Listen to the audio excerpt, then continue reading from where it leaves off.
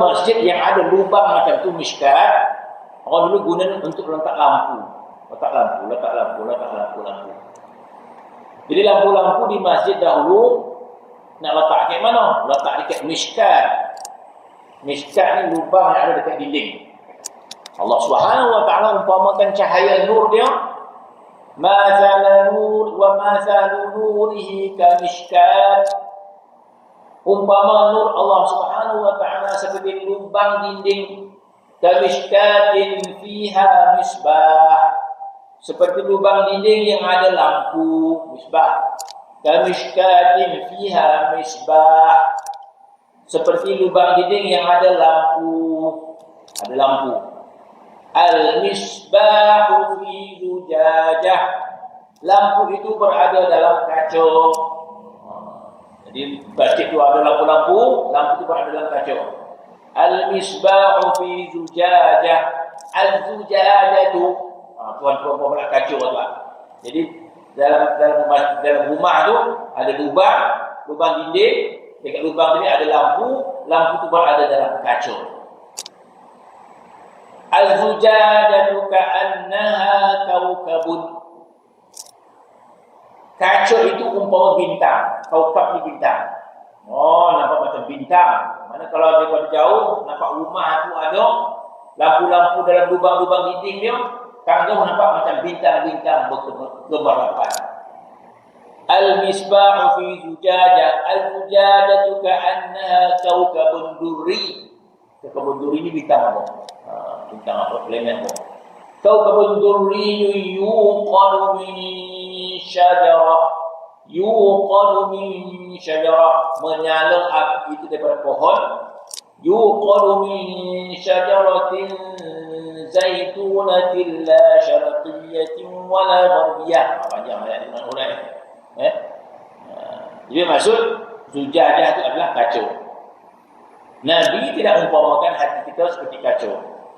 Jadi ulama sebut kenapa hati kita tidak diumpamakan seperti kaca, tapi hati kita diumpamakan seperti cermin. Sebab kaca, kata ulama, bila masuk cahaya maka tombuh. Dia tombuh. Cahaya bila datang cahaya dia tombuh. Tapi kalau cermin, bila datang cahaya dia memantul. Dia tak tombuh ke belakang. Cahaya matahari kita ambil cermin, duduk ke matahari, mana pergi cahaya tu, dia tak tombuh ke belakang. Dia pantul balik. Tapi kalau kaca, kita letak ke matahari, cahaya dia tombuh. Maka kata ulama, mukmin ini seperti cermin. Apa maksud cermin? Bermaksud kalau dia memiliki sifat-sifat yang baik, sifat itu akan memantul ke kita. Dia tak macam kaca. Kaca dia tombuh macam tu saja. Tapi boleh cermin ataupun hati kita cermin. Hati kita ni cermin. Jadi bila kita pandang seseorang yang punya akhlak yang baik, akhlak itu datang ke kita, dia tak tombuh ke belakang tak, tapi terpantul. Mana terpantul, kebaikan orang tu akan memantul kepada kita tanpa kita sedari. Apatah lagi kalau kita baik dengan dia. Baik dengan dia. Yang baik kawan kita. Kita ni tak pernah baik pernah. Tapi bila kita berkawan dengan dia, maka akan memantul sifat itu kepada kita. Sebab itu salah satu kaedah pengajaran adalah suhbah. Kalau orang ada satu kitab, dia tulis 50 kaedah pengajaran Nabi SAW. Jadi Nabi mengajar sahabat ni menggunakan 50 kaedah. Macam mana nak mengajar sahabat? Salah satu kaedah mengajar suhbah. Salah satu kaedah mengajar bergaul. Jadi Rasulullah mengajar sahabat secara tak langsung, orang tak perasan. Nabi mengajar sahabat dengan cara suhbah, bergaul. Jadi para sahabat bergaul dengan Nabi SAW. Maka mereka mendapat kebaikan daripada Nabi SAW. Sebab itu kita tengok sirah, para sahabat itu bergaul dengan Nabi SAW. Bersuhbah. Jadi bila bersuhbah, para sahabat dapat pantulan kebaikan daripada Nabi SAW, dan perkara itu sangat diiktiraf dalam agama. Kalau kita tengok pentarifan sahabat, apa makna sahabat? Apa makna sahabat Nabi? Kalau mula-mula kita baca tarikh sahabat, jadi kata, saya demona pula tarikh sahabat. Apa tarikh sahabat Nabi? Tarikh sahabat Nabi, orang yang sempat hidup pada zaman Nabi hidup. Orang yang sempat hidup pada zaman Nabi hidup dan pernah bertemu walaupun sekali. Maka diberikan darjat sahabat Nabi. Ada seorang ulama, ada seorang yang salih yang hidup sezaman dengan Nabi SAW. Dia hidup sezaman dengan Nabi. Ketika mana Nabi berhijrah, ketika Nabi di Makkah, dan ketika mana Nabi hijrah, dia hidup pada zaman itu. Mana zaman Nabi hidup, dia hidup. Tetapi orang ini tidak diberikan nama sahabat Nabi. Kenapa? Sebab dia tak pernah jumpa Nabi walaupun sekali. Maka orang ini tidak termasuk dalam kalangan sahabat. Dia termasuk dalam tabi'in. Jadi tabi'in ni siapa? Tabi'in ni orang yang berjumpa dengan sahabat Nabi. Tabi'in, orang yang hidup, orang yang sempat lahir. Tabi'in adalah orang yang sempat lahir pada zaman sahabat masih hidup walaupun seorang. Tinggal seorang sahabat Nabi. Yang ni semua meninggal dah, tiba-tiba lahir seorang bayi. Ini syarat dia. Kemudian bayi ini pernah bertemu dengan sahabat Nabi itu. Baru orang ini dinamakan tabi'in. Ada kedudukan dalam kemuliaan. Sebab Nabi sebut secara khusus. Nabi kata, sebaik-baik kurun adalah kurun aku. Kemudian selepas aku dan selepas aku. Jadi Nabi sebut 3 generasi. Sebaik-baik kurun adalah kurun aku, kemudian selepas aku. Nabi sebut 3 generasi. Jadi zaman sahabat ni bermaksud sahabat bertemu dengan Nabi. Kemudian zaman tabi'in ni golongan yang bertemu dengan sahabat. Kemudian tabi'in. Maka ini tiga generasi ini disebut oleh Nabi SAW. Maka ulama sebut generasi ini adalah generasi salafus salih. Maka disebut golongan ini adalah golongan salaf. Tambah sifat salaf itu salafus salih. Jadi salafus salih ini secara umum dia 300 tahun semenjak zaman Nabi SAW. Para sahabat itu dikirakan 100 tahun. Zaman tabi'in 100 tahun. Tabi'in dikira sebagai 100 tahun. Jadi 3 kurun awal itu disebut zaman salafus salih. Ada keistimewaan di sisi Allah Subhanahu wa taala. Sahabat Nabi diberikan nilai sahabat Nabi sekiranya Allah itu hidup pada zaman Nabi dan pernah bertemu dengan Nabi sallallahu alaihi wasallam secara hidup. Maka ada seorang yang saleh bernama Uwais Al-Qarni.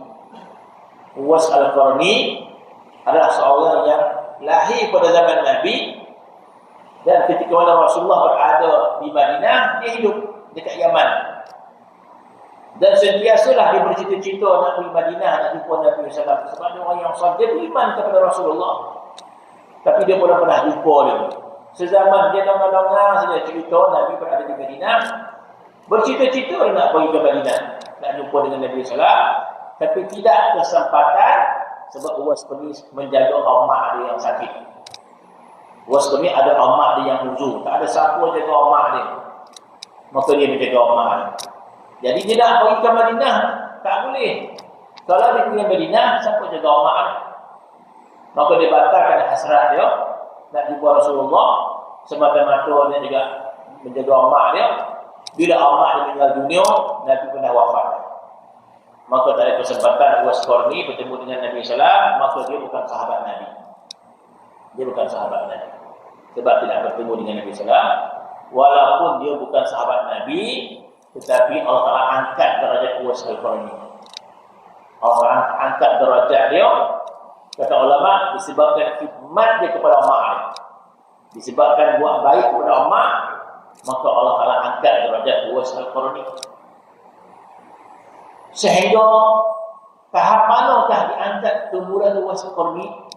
Walaupun dia tak bertemu dengan Nabi SAW, tapi disebabkan khidmat dia kepada umat dia, maka diangkat darajat dia. Setakat manakah diangkat darajat dia? Sehingga Nabi mengatakan kepada para sahabat sebelum wafat dia, nanti akan datang seorang daripada Yaman. Nabi sebut nama dia Uwais Al-Qarni. Nabi sebut dengan sahabat, nanti kalau kamu bertemu dengan seseorang daripada Yaman bernama Uwais Qarni, kamu minta dia istighfar untuk kamu kepada Allah. Jadi sahabat Nabi minta Uwais Qarni doakan mereka. Begitulah tahap yang diangkat oleh Nabi SAW. Kalau kamu jumpa dia, minta apa? Minta dia istighfar untuk kamu. Itu pesanan Nabi SAW. Minta dia doakan kamu. Lepas itu sahabat Nabi yang letak, Uwais Qarni minta doa kat dia. Maka orang yang beria-ria dengan hadis ini Sayyidina Umar. Orang yang sangat minat dengan hadis ini Sayyidina Umar. Rasulullah banyak hadis dia. Rasulullah banyak pesanannya kepada para sahabat. Ada yang ingat, ada yang tak ingat. Sebab pesanan Nabi ini banyak kan, hadis Nabi ini banyak. Ada yang ingat, ada yang tak ingat dan sebagainya. Ada yang ambil bawah, ada yang pentingkan yang lain dahulu. Tapi hadis Uwais Qarni ini yang sangat berminat Sayyidina Umar. Sayyidina Abu Bakar ada tak sampai nak tengok hal macam ni ya. Zaman Sayyidina Umar ingat sungguh hadis ni. Maka ketika mana Sayyidina Umar jadi khalifah, apa kerja Sayyidina Umar? Ketika jadi khalifah, Sayyidina Umar datang ke Mekah pada musim haji, semata-mata untuk menjadi seorang yang bernama Uwais Qarni. Dulu mana ada internet kan?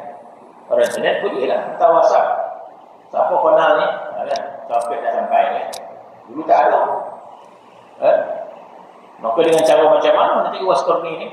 Dengan cara pergi ke Mekah dalam musim haji. Di situlah tempat perhimpunan umat Islam sedunia, di Mekah. Dengan harapan dapat berjumpa Uwais Qarni. Mudah-mudahan Uwais Qarni datang Mekah berhaji. Dengan harapan macam itu saja. Maka dia kata setiap tahun Sayyidina Umar pergi Mekah pada musim haji, bertanya kepada orang Yaman. Mana orang Yaman? Mana orang Yaman? Pernah tak Uwais Qarni? Tak pernah. Tak pernah. Tak pernah. Bertahun-tahun dia tanya benda yang sama. Sampailah pada waktu Allah Taala nak takdirkan dia bertemu. Mungkin di Basyair, mungkin di Mina, tak ingat cerita dia. Mungkin di Mina, tak salah, dekat Mina. Masa di Mina, Sayyidina Umar tanya lagi, siapa ni yang buat haji ni yang datang daripada Yaman? Dia panggil-panggil bukan panggil sajalah. Panggil jamu, panggil dengan jamuan kan. Takkan nak panggil dia saja. Apa Datuk Buana pula. Khalifah yang panggil tu. Kalau khalifah panggil dengan minum teh kan, gila kan. Panggil saja. Liu dia ke Datuk Buana pula. Jadi panggil. Siapa daripada Yaman, panggil ke kemah khalifah. Di jamu datang tu. Jadi dia tak bertanya. Masa tu Sayyidina Umar dia tak tanya. Rasulullah dia dah bagi tahu ciri-ciri dia. Ciri-ciri Uwais Qarni dia beritahu. Maka Sayyidina Umar, ada lagi tak yang tak datang? Ada lagi tak? Ada lagi tak yang tak datang? Jadi Jemaah Haji pada Yaman kata, wahai khalifah, semua dah ada dah. Semua dah ada dah. Cuma ada seorang ni, ada seorang. Ada seorang kami tinggalkan sebab dia menjaga binatang ternakan kami. Kalau dulu boleh buat pergi Mekah, bukan sekadar bawa makanan, kambing pun bawa sama. Sebab kambing nak disembelih kan, kita buat korban, nak bayar dam. Jadi kambing pun sama. Jadi orang dulu buat haji, selain daripada dia pun datang, kambing-kambing pun bawa mana. kambing bawa, unta bawa, buat daripada Yaman. Ya. Jadi dia wahai khalifah, orang tu dia menjaga kambing dia. Dia tu tak ada nilai apa, dia orang kampung biasa. Jadi waskon ni orang tak peduli pun. Masyarakat pun tak peduli dia. Dan orang tak tahu pun siapa waskon ni. Ya, dia nampak orang biasa, nampak orang yang macam tak dipakai itu lah. Sekarang jadi kambing ni. Maka kata wakil khalifah tu tak. Tu budak tak ada apa-apa tu dia jaga kambing ni. Selama kita panggil dia. Panggil dia. Maka datang. Bila datang, Sayyidina Umar menyadar pasti itulah dia Uwais Qarni. Maka Sayyidina Umar kata, budak ni lah tujuan aku panggil dia. Bukan kau semua ni. Maka akhirnya Sayyidina Umar bertanya soal saudaranya, maka mengakulah dia adalah Uwais Qarni yang dicegah oleh Sayyidina Umar. Maka Uwais Qarni, maka Sayyidina Umar kata, Rasulullah berpesan kepada kami, kalau bertemu Uwais Qarni, minta doa. Maka selama merayu kepada Sayyidina Uwais Qarni, tolong doakan saya, doakan keampunan aku banyak dosa, tolong ampunkan aku. Tolong minta kepada Allah agar ampunkan dosa. Sayyidina Umar minta. Saya doa. Kemudian Uwais Qarni kata apa ke Sayyidina Umar? Wahai khalifah, hari itu, sekarang engkau telah menyadari aku, dia kata, kau dah tahu. Dan aku harap, dia kata, selama ini kita jangan bertemu lagi. Kita tak jumpa lah, dia kata. Sekali dia. Mudah-mudahan selama ini kita tak jumpa lah. Jadi bermaksud, walaupun setinggi itu derajat Uwais Qarni, tapi tetap dia tak dapat gelaran sahabat Nabi. Kenapa? Sebab sahabat Nabi itu, selain daripada lahir pada zaman Nabi, dia mesti memandang Nabi sallallahu alaihi wasallam. Bermaksud pandang sekali saja diangkat derajat menjadi sahabat Nabi. Kenapa? Sebab bermaksud bergaul seorang dengan Nabi sekejap ya. Dapat bergaul sekejap ya. Dengan kata lain, seseorang yang bergaul dengan Nabi walaupun sekejap, maka derajatnya diangkat oleh Allah SWT dengan mana yang ada kesan kebaikan. Bila berjumpa dengan orang yang baik, maka ada kesan kebaikan ketika itu. Diberikan kesan kebaikan. Mungkin kita tak tahu, mungkin kita tak perasan dan sebagainya, tapi ada kesan. Sebab itu suhbah ini penting, memberi kesan. Jadi sahabat yang baik memberi kesan yang baik, maka sahabat yang tidak baik memberi kesan yang tidak baik. Maka dalam pergaulan, maka dalam ilmu tasawuf, dia memberi peringatan. Dia bukan larang qat'i, tidak. Bukan larang qat'i, tidak. Tapi dia beri peringatan. Hati-hati nanti terkesan diri kita dengan sesuatu tidak baik pada orang. Kalau macam itu, pilih yang sahabat-sahabat yang baik. Untuk memberi kesan kebaikan kepada seseorang. Titik. Apa dia kata?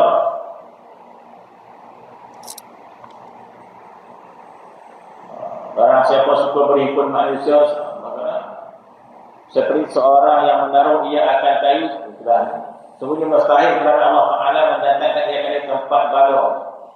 Bermula seorang yang mengenal akan manusia dan hidup pada mereka itu, bermula seorang yang tidak mengetahui akan mereka itu, kerana terkadang duduk engkau serta orang yang tiada takut kepada Allah Subhanahu Wa Ta'ala.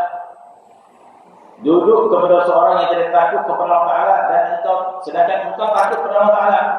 Kita ada iman kita ada keimanan takut kepada Allah Ta'ala. Apa tanda takut kepada Allah Ta'ala? Kita takut kalau tinggalkan sembahyang. Kita takut kalau solat kita tertinggal kan. Kita berbual dengan kawan kita ni, lepas kita rasa takut. Sembahyang belum. Kalau kawan kita, tolak. Dia pun tak sembahyang tu. Kita pun belum sembahyang. Dia pun belum sembahyang. Ini musuh juga kita ada rasa takut tak? Kita ada rasa sembahyang belum, waktu takut habis. Bermaksud kita ada takut. Kawan kita elok kita tak nak sembahyang kan. Bermaksud kita ada ketakutan pada Allah Subhanahu Wa Ta'ala. Kita rasa takut. Dah sakit ni, dah banyak sangat ni. Kita ada rasa takut. Dia elok juga. Bermaksud dia tak ada rasa takut kepada Allah Subhanahu Wa Taala. Tidak ada rasa takut kepada Allah Subhanahu Wa Taala. Terkadang, kadang orang yang tidak takut kepada Allah Taala dan engkau takut kepada Allah Subhanahu Wa Taala, maka membawa dan menarik seorang itu akan dikau kepada mengumpat dan mengatas segala. Jadi kita bukanlah jadi mengumpet orang contohnya, tetapi bila kita berkawan dengan orang suka mengumpet, kita pun nampak sama. Nampak sama. Jadi itulah maksud dia. Wallahu ta'ala. Bismillahirrahmanirrahim. Alhamdulillah wassalatu wassalamu ala asyrofil anbiya'i wa ala alihi wasallam. Alhamdulillah.